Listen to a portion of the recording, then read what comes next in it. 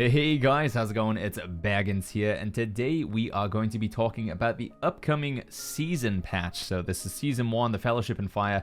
It is now available to play on the PTR. If you don't know what the test server is or how to join it, I'll put a link in the description down below. Along with this, we also got a huge list of patch notes. Like, you can scroll and scroll and scroll and scroll and scroll. There's so much stuff in there. But what we're going to do in today's video is break down the most exciting and most important changes, and also list a few things that you can sort of prepare for now in the live version of the game, and then you can sort of be ahead of the curve for when these arrive, probably at the end of March in the actual live version of New World. But first, before we get into that, a quick word from today's sponsor. Clash of Clans is set in a fantasy-themed world where you are the chieftain of a village. As the chieftain of the village, your responsibilities involve raising up an army so you can go and attack other players' villages and bases as well, acquire resources, and then use these to invest in stronger and better troops. There's a ton of different types of units in the game, from dragons to healers to yetis and so much more. Clash of Clans also has what I think is an awesome feature in the form of seasonal challenges. So every month there is a new challenge for players to tackle. Completing the challenge can offer you some epic rewards, and on top of this there's also daily challenges as well, so there's always something new to be doing in the game. And not to mention, the game is also free to play, so if you guys are interested, you want to check out Clash of Clans for yourself,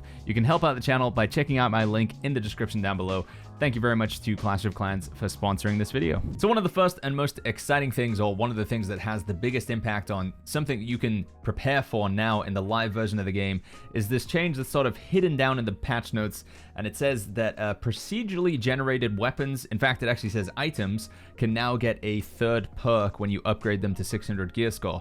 So this is something that's pretty unusual, because typically when you upgrade an item to 600 gear score, it only upgrades to legendary and gets a third perk if it is a named item. But now they're telling us that procedurally generated, like random items, like the stuff that you get from doing difficulty 10 or any mutation difficulty, those can be upgraded and get a third perk. This currently is a feature that's only available with weapons from Outpost Rush caches. I'll have a little bit of an example, hopefully playing on the screen here to show you guys what's going on. Whether this is going to apply retroactively to weapons and items that you've received in the past, or it'll only be with items that you receive after this update, not entirely sure, but my best advice would be that if you have any items that have 2 decent perks on them, if you get an item to drop from now onwards, hold on to it. So if you get a piece of gear that has like Corrupted Ward and Refreshing, or if you get a piece of gear that has Resilient and Elemental Aversion, or Resilient and a weapon perk, anything that looks like it has 2 decent perks and you're like, oh damn, I wish that was legendary because then it would be really good, the chances are that it can be really good if you upgrade it after this patch comes out. So hold on to your 2 perk items, because it looks like we are going to be able to upgrade them, and the third perk will be random, but it could be a really good outcome. So one of the thing that is changing on the PTR but has an impact on the live version of the game right now is the Summer Medley Fair crafting patterns. Now, if you play on a Fresh Start server, this won't impact you, but for those of you on Legacy, so playing on servers that have been around for a while now, the Summer Medley Fair crafting patterns, so the Colorful Kraken, the Sturgeon Style, and the Masked Mackerel, it's kind of hard to say that one, all of those are going to be getting a pretty significant buff, and that Resilience will be added to the perk pool. So previously, if you tried to craft with these crafting patterns, whether it was the green or the legendary, the orange patterns, neither of them could get Resilient as an outcome. But as you see here on New World Database, Resilient is now being added in. It's a 16% chance or so to get it on the green patterns, and almost a 25% chance, 24% chance to get it with the legendaries. The legendaries have Refreshing, Elemental Aversion, and then, you know, there's a reasonable chance that the third perk, which you're guaranteed to get, would be Resilience. So potentially worth holding on to some of these, buying them now before they go up in value. It depends how quickly you get to this video. Maybe they've already skyrocketed, but it is something to keep an eye on. One other thing related to the crafting sphere is golden scarabs and maybe runestone stopwatches. They didn't mention it in the patch notes, but golden scarabs, you can now use them on bags and tools. So if you want to have a little bit more customization over the perks that you roll on bags, if you want to have extra pockets and luck, and if you want to have luck and discipline on your tool, then that's also going to be an option. So some pretty nice crafting changes all in all, and stuff that you can kind of preemptively get ready for and prepare, you know, stockpile up for when this patch arrives. The next thing I want to talk about is the weapon buffs, and there's also going to be some weapon nerfs as well. One of the main weapons that's getting some substantial buffs is the Fire Staff. Now, we're not going to cover everything here because it's pretty extensive, but effectively Fire Staff is going to be way better. In particular, the Meteor Shower ability is improving drastically. You can can see a little bit of a difference here from the live version of the game to the PTR version of the game. Meteor Shower you can now cast on the move, so you can channel it for a little bit and then you can move around, just like with Ice Storm effectively. This is going to improve the power of Meteor Shower dramatically, because you can drop it in a big clump of enemies and then, you know, switch and start doing other stuff. So Meteor Shower, maybe a perk that you want to look out for. Preemptively get some Fire Staffs ready with that perk on. Now this is, again, provided that the changes stay as they are and we don't have feedback on the PTR and maybe it gets nerfed. You're going to have to sort of value the risk versus reward there. When we're talking about magical weapons and ranged weapons as well, the Bane perk, so Corrupted Bane, Angry Earth Bane, Beast Bane, Lost Bane, you know, all the Bane perks, those are going to have a 25% total damage increase now. So it's going up by 10% from 15% to 25% on all magical and ranged weapons. So Ice Gauntlets, Fire Staffs, looking like they're going to be a lot more viable when it comes to mutated expeditions. On that same topic, they're also removing the magical damage resistances that we get in mutations. So for instance, right now in Mutated Genesis, there is a Fire mutation, and if you bring a Fire Staff in, it does 50 to 75% less damage. That's going away. So again, you know, it's looking like these weapons are going to be much more viable. There's also some nice little buffs coming in the form of Ice Pylon with the Ice Gauntlet. They're going to allow you to unsummon the Ice Pylon, so you can unsummon it and then place it again. I kind of like this. This is a nice little quality of life thing, I guess. A Void Gauntlet Tether is also going to get a pretty substantial buff. It does look like they're trying to make Tether a lot better. And they're also adding a nice little feature where there's a sort of a delay buffer. When you activate Void Blade, you can't instantly deactivate it again, and as a Void Blade user, this is so frustrating when it happens. So I'm glad that this change is coming in. It's a small thing, but it is a nice improvement. Now there are a few other sort of weapon buffs, but I just wanted to cover the biggest topics in my opinion. So we'll move on to weapon nerfs now. Something that overall melee users are not going to be happy about is they're removing the 300 strength grit perk. So if you have 300 strength, you get the perk where all of your basic attacks have grit. This is now moving to 300 constitution.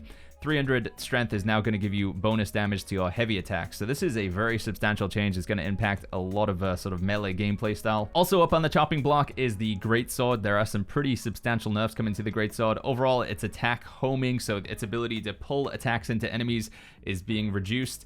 It's also going to get a substantial or fairly powerful nerf to the rate at which you sort of charged heavy attacks go out. So you can see again here live gameplay of the Greatsword heavies coming out pretty fast, and then PTR gameplay, they come out 50% slower if I remember rightly. So, and this is only when you're in Onslaught mode. So on the live version of the game right now, if you go in and play New World, your charged heavies are twice as fast when you're in Onslaught mode. Now they're only 50% faster on the PTR, and inevitably when it comes to live as well. They're also making a change to the Relentless Rush ability, or yeah, I think that's what it's called. The one where you spin around. When you hit somebody, you root them for 1 second. That's going down to 0.5 seconds, which is more of a PvP thing, but is definitely a drastic change to way that one of the abilities works. Another weapon that is unsurprisingly seeing some nerfs is the Hatchet.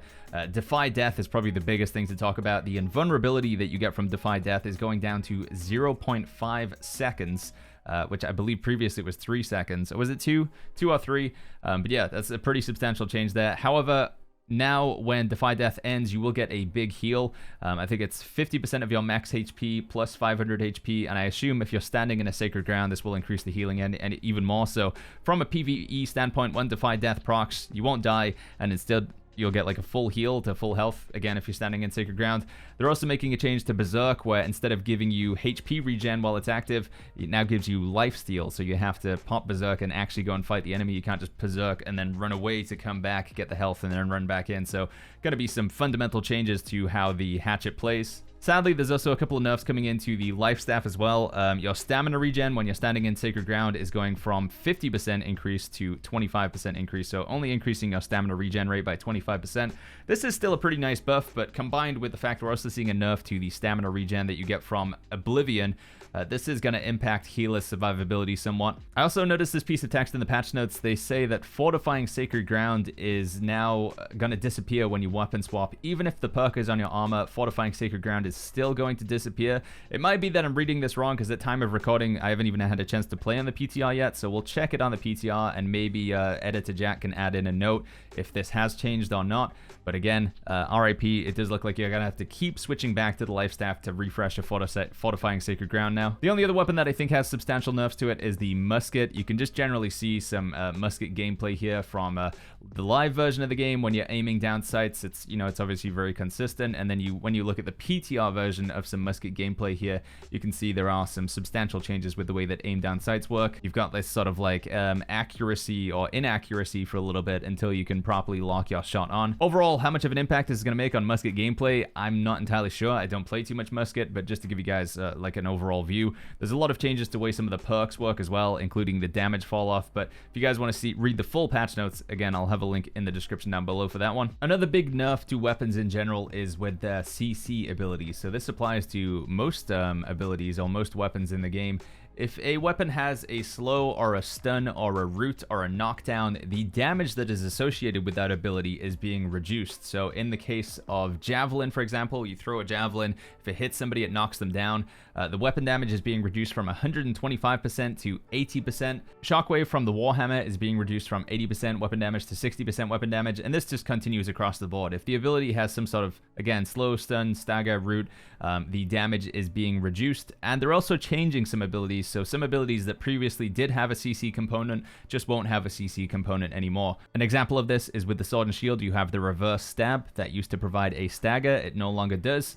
Flourish and Finish on the Rapier also no longer has a stagger. Again, there is quite a lot of changes here, so we're just going over the overall cliff notes and the high level of it. But just generally, CC abilities are going to be doing less damage. Bow is also seeing a little bit of a nerf. So the Penetrating Shot Deep Strike upgrade, the Long Range passive, the Opening Strike passive, and the Finishing Shot passive, all of these are having their damage reduced by about 5%. So just going to be slightly less damage coming out from the bow. Another section that I wanted to make for this video, and there's not too much to talk about, but it is tanking. They're going to be adding new taunt abilities, or rather taking abilities on weapons and adding taunts to them. So for the first time ever, we will now be able to taunt with the Ice Gauntlet, with the Void Gauntlet, and the Fire Staff. So Ice Gauntlet's Wind Chill, the Incinerate ability on the Fire Staff, and the Scream ability on the Void Gauntlet will all be taunt gem compatible, and they will taunt the enemy for around 4 seconds when they hit them. And then on top of that, they're also adding extra taunts to the Warhammer, the Greatsword, the Great Axe, the Spear, and the Blunderbuss. So for example, with the Greatsword, you have the Roaring Rupture ability where you stab the sword into the ground. That is your default taunt, but now also Calamity Counter is a taunt as well. And actually, on that topic, it's a really good taunt. It's an 8-second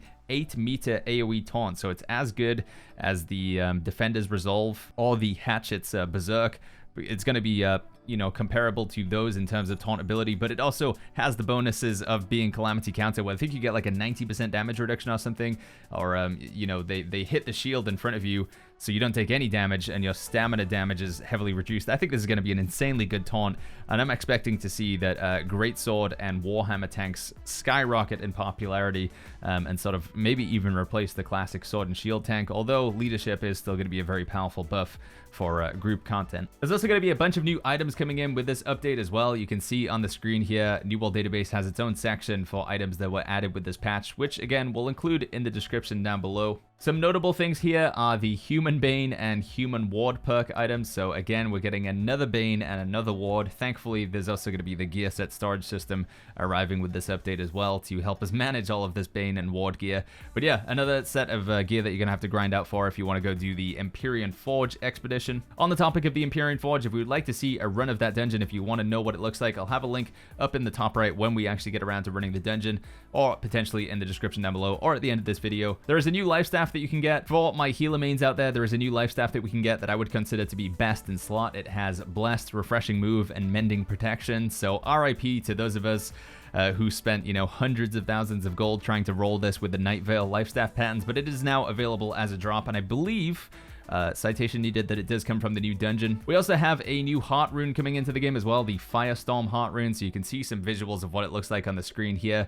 But the 3 legendary upgrades for it allow it to either cleanse your teammates that it passes through, which is pretty awesome, very nice support. You can give them a haste movement speed buff, but it's only 15%, so I think this is going to be pretty situational. Or you can just have it do some big damage. I think it's like 200% extra damage or something crazy. So, and then on top of that, the thing that it like normally does when it's you know, just the blue and epic version is the blue version just does damage when it goes through, and then the epic upgrade applies a weaken as well, so when it hits enemies it weakens. So yeah, weakening the enemies and cleansing, some good support capability, or probably just going to use it as DPS. I don't think the haste thing is going to see too much use. One other thing that's interesting as an introduction with this patch is we're getting these Inferno Chests. These are going to be part of the Season Pass. and you can take a look at the items that are available from these Inferno Chests, and it is, you know, it's starting to look, I don't want to use the pay-to-win word, but I know some people are going to be leaning towards that. Some of the items that are coming from these Inferno Chests are pretty good, and again, you can get more of these. I believe you get some available for free from the free version, but the premium version has you getting more of them.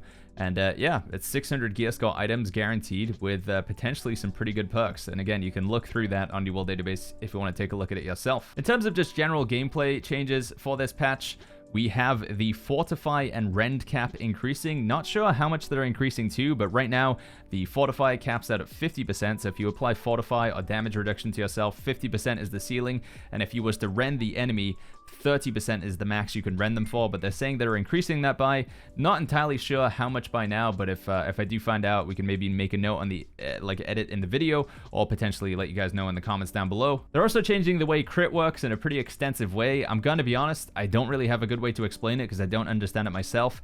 In the live version of the game, there is effectively like a pity system for crits where every time that you hit the enemy and you don't get a crit, you're increasingly more likely to get a crit the next time you hit the enemy. So yeah, it's like a pity crit system. In the PTR, they're doing away with that, but they are increasing the crit chance of weapons across the board. And they're also making the multiplier for crit damage additive rather than multiplicative, which to my understanding effectively means that every crit increase you get is like stacking directly on top of the other one. So there isn't like effectively a diminishing returns on crit. But again, this is a very bad explanation. Please take, what I'm saying with a pinch of salt. If somebody has a better way to explain it and can do it in layman's terms in the comments down below, let me know. But effectively, there are some big changes coming to the way that we crit in New World. Heavy and medium armor equip loads are getting changes where instead of increasing their outgoing CC duration, so increasing the slow, stun, and root by 20% when you're in heavy, instead it's going to be a reduction of CC. So you'll be stunned, slowed, rooted for 20% less duration when you're in heavy and 10% less duration when you're in medium. A nice change that's coming in for players who like to take part in wars and invasions is you'll be able to select your respawn point. So if you die in a war, you can choose where you want to respawn in the war, which is going to be pretty impactful for strategy. I don't personally play too much war myself, but I do know that sort of ganking the respawn spots is like a big thing. So now there's like a sort of 4D chess game that you can play where you have everybody respawn in a particular area, or to say like, all right, this team's going to respawn here, this team's going to respawn here.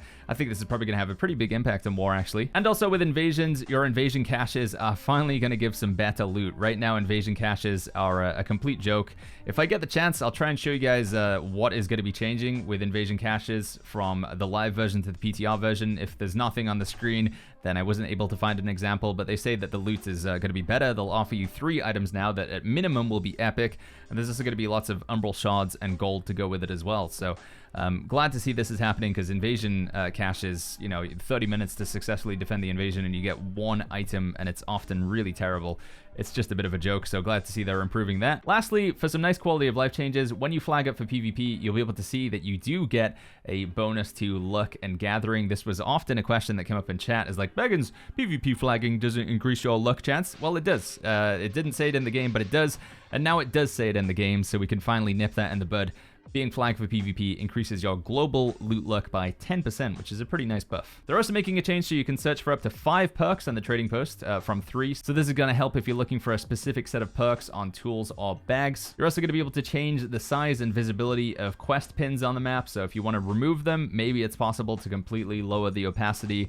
I'll let you know. You'll be able to see some gameplay here to see if that is possible. And one other feature that's pretty nice is they're going to be removing the bug from Mutations where when your team gets wiped, it counts as a double wipe. This is pretty frustrating. Often happened in Genesis that if the greenskeeper guy killed you, it would count as him killing your whole team twice, which would effectively mean if you failed that part of the expedition, the mutation was almost guaranteed to be bronze. So yeah, nice little change, and I thought it was worth including it in this video. So that is the overall like top level stuff, in my opinion, the most impactful things that are coming with this update. But of course, there is so much more. If you do want to check out the full patch notes, I'll have a link in the description down below. I'm also going to be streaming and playing it myself over the next few days. So if you want to hop into the stream, ask any other questions, check out any of the new stuff, I'll put a link to the stream in the description down below. But as always, guys, if you enjoyed this video, make sure you go ahead and click the like button, subscribe for more, and I'll see you guys all in the next video.